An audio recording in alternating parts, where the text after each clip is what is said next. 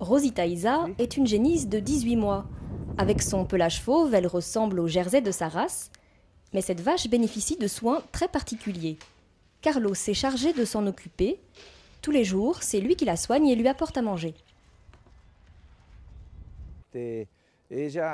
Cette vache, elle n'a jamais eu de contact avec d'autres animaux. Elle n'a de contact avec aucune autre espèce. Elle ne voit que les humains.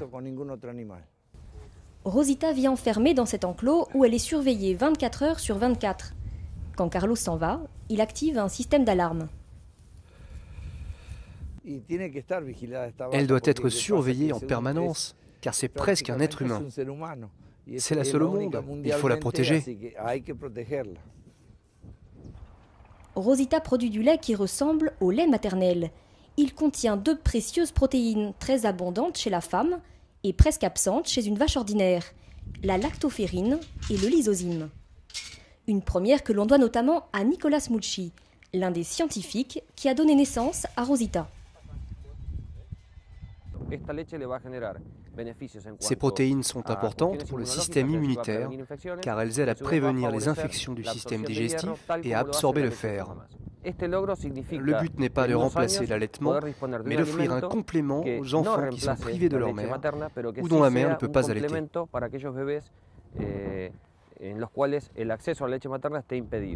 Mais comment cette étrange créature a-t-elle vu le jour ? C'est à l'Institut national de technologie agricole argentin, au sud de Buenos Aires, que Rosita est née. Un centre qui a déjà à son actif plusieurs clonages de plantes et d'animaux.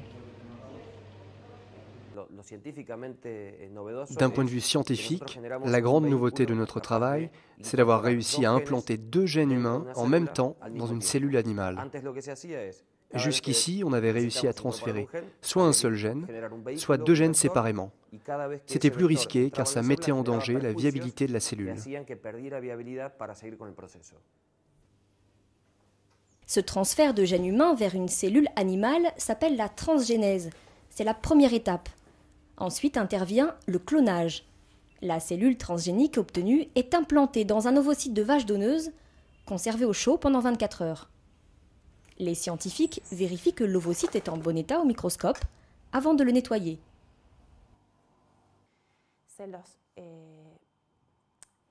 Je commence par peler l'ovocyte, puis je le transmets à la personne qui va lui retirer son noyau et donc toute son information génétique.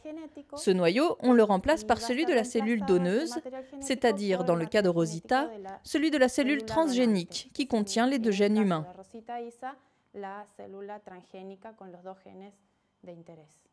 Une opération délicate réalisée au micromanipulateur. Une des aiguilles énuclée l'ovocyte, puis l'autre lui injecte la cellule transgénique. Pour que leurs membranes se fusionnent bien, les scientifiques leur donnent ensuite une légère décharge électrique. Ce nouvel ovocyte est ensuite mis en culture dans des conditions proches de celles de l'utérus, avec très peu d'oxygène pendant 7 jours, jusqu'à ce qu'on obtienne un embryon apte à être implanté à une vache porteuse. Cette mère porteuse a mis bas Rosita en juin 2011, née par césarienne avec un poids 2 fois supérieur à la normale. Puis les scientifiques ont regardé si les protéines recherchées étaient bien présentes dans le lait de Rosita, avec un résultat positif.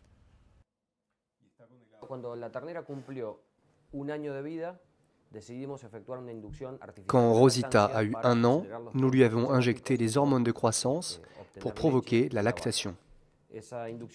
Cette stimulation hormonale a duré 15 jours, ce qui a permis de simuler la fin d'une gestation et un vélage. Au bout de cette période de 15 jours, Rosita avait des glandes mammaires similaires à celles d'une vache qui met bas.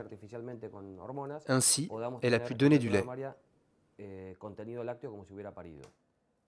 Ces manipulations ont été applaudies en Argentine, un pays agricole qui mise très fort sur les biotechnologies. La présidente elle-même a salué la naissance de Rosita. Mais en Europe, la consommation d'animaux clonés fait débat. Des associations soutenues par le Parlement européen s'inquiètent notamment du bien-être des animaux clonés, plus souvent malades ou mal formés. Et même en Argentine, le lait de Rosita n'est pas prêt d'être vendu au supermarché. Toute une batterie de tests doit encore être effectuée pour voir s'il pourrait être bu sans danger pour la santé.